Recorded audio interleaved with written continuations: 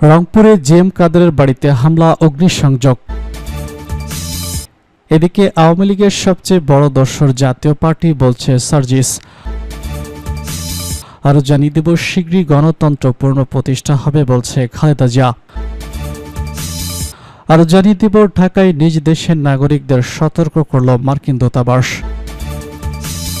জানিয়ে দিচ্ছি, দ্রুততম সময়ে বাংলাদেশের নির্বাচন চায় ভারত। সর্বশেষ জানিয়ে দিব, আপিল বিভাগের রায়ের পর ইশরাকের শপথের বিষয়ে যা বলছে সিইসি। রংপুরে জিএম কাদেরের বাড়িতে হামলা, অগ্নিসংযোগ। জাতীয় পার্টি জাপা চেয়ারম্যান জিএম কাদেরের বাড়িতে হামলা হয়েছে। বৃহস্পতিবার রাত 8:30টায় রংপুর সোনাপাড়ায় বৈষম্যবিরোধী ছাত্র আন্দোলন ও জাতীয় নাগরিক পার্টি এনসিপি নেতাকর্মীরা এই হামলা চালায় বলে অভিযোগ করেছে জাপা। সন্ধ্যার পর আওয়ামী লীগের দোসর জাতীয় পার্টির চেয়ারম্যান জিএম কাদের রংপুরে অবস্থান করার প্রতিবাদে বিক্ষোভ মিছিল এবং অবস্থান কর্মসূচি পালন করে বৈষম্যবিরোধী ছাত্র আন্দোলন ও এনসিপির নেতাকর্মীরা। রাত 8:30টার দিকে নগর প্রেস ক্লাবের সামনে থেকে বিক্ষোভ মিছিল শুরু হয়ে জীবন বীমা মোড়, গ্রান্ড হোটেল মোড়ে অবস্থান নেন সংগঠনটির দুই কর্মীরা। সেখানে 10 মিনিটের মধ্যে বৃষ্টিতে ভিজে বিভিন্ন স্লোগান দেন তারা। এক পর্যায়ে নেতাকর্মীরা নগরীর সেনপাড়ায় জাপা প্রতিষ্ঠা প্রয়াত হোসেন মোহাম্মদ এরশাদের বাসায় ইট পাটকেল ছোড়েন এবং জানালার গ্লাস ভেঙে ফেলেন। এই বাড়িতেই থাকতেন জিএম কাদের এবং হামলার সময় তিনি ভিতরে ছিলেন। সেখানে কিছুক্ষণ ভাঙচুর চলে। হামলাকারীরা ফিরে যাওয়ার সময় বাসার সামনে থাকা মোটরসাইকেলে আগুন ধরিয়ে দেয়।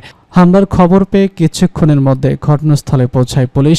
তাদের সঙ্গে সেখানে হাজির হয় বেশ কিছু জাপা নেতাকর্মীরা। এ সময় নতুন করে উত্তেজনা ছড়িয়ে পড়লেও পরিস্থিতি শান্ত করে পুলিশ।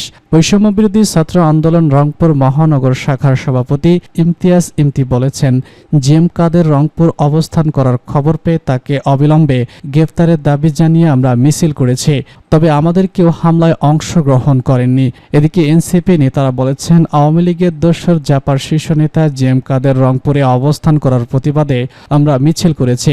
এর বেশি কিছু নয়, তবে পরে শুনেছি উত্তেজিত জনতা তার বাসায় হামলা চালিয়েছে। জাপা রংপুর মহানগরের সভাপতি এবং কেন্দ্রীয় ভাইস চেয়ারম্যান মোস্তাফিজুর রহমান মোস্তফা বলেছেন, হঠাৎ করে আমাদের দলের চেয়ারম্যানের বাসায় হামলা করে বৈষম্য বিরোধী ছাত্র আন্দোলন, এনসিপি সহ বিভিন্ন রাজনৈতিক দলের নেতাকর্মীরা। আওয়ামী লীগের সবথেকে বড় দোসর জাতীয় পার্টি, বলছে সার্জিস। জাতীয় নাগরিক পার্টি এনসিপি মুখ্য সংগঠক উত্তরাঞ্চল সার্জিস আলম বলেছেন, আওয়ামী লীগের সবথেকে বড় দোসর জাতীয় পার্টি। আজ বৃহস্পতিবার বিকেলে ফেসবুকে দেওয়া এক পোস্টে এসব মন্তব্য করেছেন তিনি বলেন, আমার পাঠকদের জন্য তার পোস্টটি হুবহু তুলে ধরা হলো। জাতীয় পার্টি আওয়ামী লীগের সবথেকে বড় দোসর। বিরোধী দলের যাবতীয় সুবিধা ভোগ করে আওয়ামী লীগকে দলের বৈধতা দিয়েছিল এই জাতীয় পার্টি। প্রত্যেক ইলেকশনের আগে বৈধ সরকারি দলের বিরোধিতার নামে ভণ্ডামি করত। এরপর নির্বাচনের ঠিক কয়েকদিন আগে জিএম কাদের ভারতে গিয়ে নেগোসিয়েশন করে ডামি বিরোধী দল সেজে বসে থাকত। এই জিএম কাদের এখনো বাইরে কিভাবে? সরকারকে ধাক্কা না দিলে কি কাজ হয় না? নাকি প্রত্যেকটা কাজের জন্য ছাত্র জনতাকে নতুন করে মাঠে নামতে হবে? শীঘ্রই গণতন্ত্র পূর্ণ প্রতিষ্ঠা হবে, বলছে খালেদা জিয়া। বিএনপি চেয়ারপারসন খালেদা জিয়া বলেছেন, খুব শীঘ্রই আমরা বাংলাদেশে গণতন্ত্র পূর্ণ প্রতিষ্ঠা দেখতে পাব। এই শোক শহীদ জিয়ার শাহাদাত বার্ষিকীতে আমাদের অঙ্গীকার। এই লক্ষ্যে সুশৃঙ্খলভাবে এগিয়ে চলার জন্য দলীয় নেতাকর্মী এবং দেশবাসীকে আহ্বান জানান তিনি। বৃহস্পতিবার রাজধানীর ইঞ্জিনিয়ারিং ইনস্টিটিউট মিলনায়তনে বিএনপির প্রতিষ্ঠা শহীদ প্রেসিডেন্ট জিয়াউর রহমান শাহাদাত বার্ষিকী উপলক্ষে আলোচনা সভায় ভার্চুয়ালি যোগ দিয়ে তিনি এই আহ্বান জানান। প্রধান অতিথির বক্তব্যে বিএনপির চেয়ারপারসন খালেদা জিয়া বলেন, প্রতি বছর এই দিনটিতে আমাদের পরিবারে আসে বেদনার স্মৃতি হিসাবে। এই দিনে শুধু আমাদের পরিবার নয়, বরং সমগ্র দেশ হয়ে ওঠে অভিভাবকহীন। আমাদের মাতৃভূমির জন্মের সাথে জড়িয়ে থাকা এই অবিচ্ছেদ্য নাম শহীদ প্রেসিডেন্ট জিয়াউর রহমান। তিনি চট্টগ্রাম থেকে স্বাধীনতার ঘোষণা করে এই দেশের সাথে নাম অবিচ্ছেদ্য করেছেন। আবার সেই চট্টগ্রামে একজন সফল সৎ নির্ভজ্ঞ প্রেসিডেন্ট জীবনযাপন উৎসর্গ করেছেন। খালেদা জিয়া বলেছেন, গণতন্ত্র, স্বাধীনতা, সংবাদপত্র, বিচার বিভাগের স্বাধীনতা, স্বনির্ভরতা এবং নিজস্ব জাতীয়তাবাদের রূপকার শহীদ জিয়া, যে গণতন্ত্র প্রতিষ্ঠা আর সার্বভৌমত্ব রক্ষার লড়াইয়ে জীবন উৎসর্গ করতেন, সেই গণতন্ত্র নির্বিচ্ছিন্ন যাত্রা আরও প্রতি পদে পদে বাধাগ্রস্ত হচ্ছে। খুব শীঘ্রই আমরা বাংলাদেশকে গণতন্ত্রের পূর্ণ প্রতিষ্ঠায় দেখতে পাব। ঢাকায় নিজ দেশের নাগরিকদের সতর্ক করল মার্কিন দূতাবাস। বাংলাদেশে অবস্থানরত যুক্তরাষ্ট্রের নাগরিকদের সতর্কবার্তা জারি করেছে ঢাকার মার্কিন দূতাবাস। বৃহস্পতিবার দূতাবাসের অফিসিয়াল ফেসবুক পেজে এই সতর্কবার্তা জারি করা হয়। দূতাবাস জানিয়েছে, সম্প্রতি বাংলাদেশ জুড়ে বিক্ষোভের সংখ্যা বৃদ্ধি পায়। মার্কিন নাগরিকদের সতর্কবার্তা অবলম্বন করা উচিত এবং মনে করা উচিত যে শান্তিপূর্ণ বিক্ষোভ সংযতপূর্ণ হতে পারে এবং সহিংসতায় পরিণত হতে পারে এবং খুব কম অজ্ঞাতকারী তা ঘটতে পারে। এক্ষেত্রে দূতাবাস বিক্ষোভ এড়িয়ে চলতে এবং যে কোনো ধরনের সমাবেশের পাশে সতর্কবার্তা অবলম্বন করতে নির্দেশনা দিয়েছে।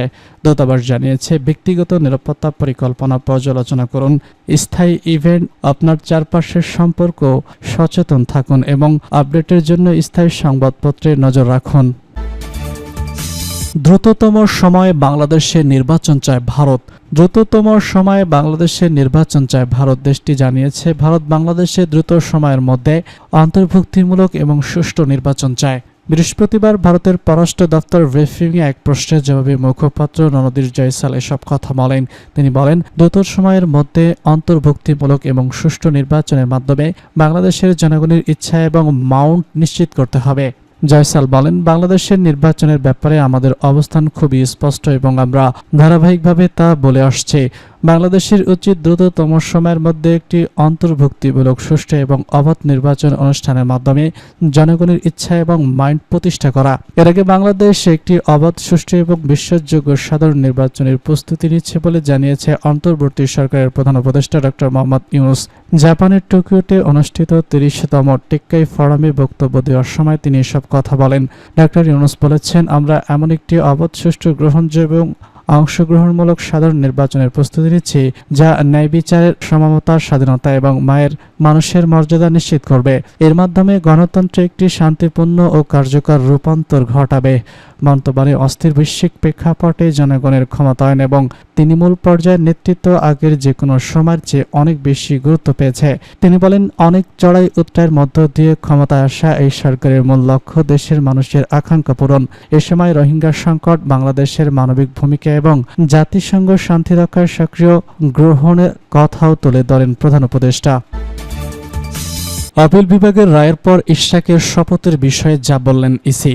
বিএনপি নেতা ইশরাক হোসেনের ঢাকা দক্ষিণ সিটি কর্পোরেশনের মেয়র হিসেবে শপথের বিষয়ে মার্কিন কমিশন সিদ্ধান্ত নেবে আদালতের রায়ের কপি হাতে পাওয়ার পর পর্যালোচনা করে। বৃহস্পতিবার বিকালে সাংবাদিকদের এসব কথা জানান প্রধান বিচারপতি কমিশনার এম.এ.এস. নাসির উদ্দিন। ঢাকা দক্ষিণ সিটি মেয়র হিসেবে বিএনপি নেতা ইশরাক হোসেনের শপথ নিয়ে আপিল বিভাগের রায়ের পর আজ বিকালে বৈঠকে বসে নির্বাচন কমিশন। আগারগাঁওয়ের নির্বাচন কমিশন ভবনে সিইসি এম.এস. নাসির উদ্দিন ও অন্য নির্বাচন কমিশনার প্রায় ৩ ঘন্টা বৈঠক করেন। বৈঠক শেষে সাংবাদিকদের প্রশ্নের জবাবে সিইসি এম.এ.এস. নাসির উদ্দিন বলেন,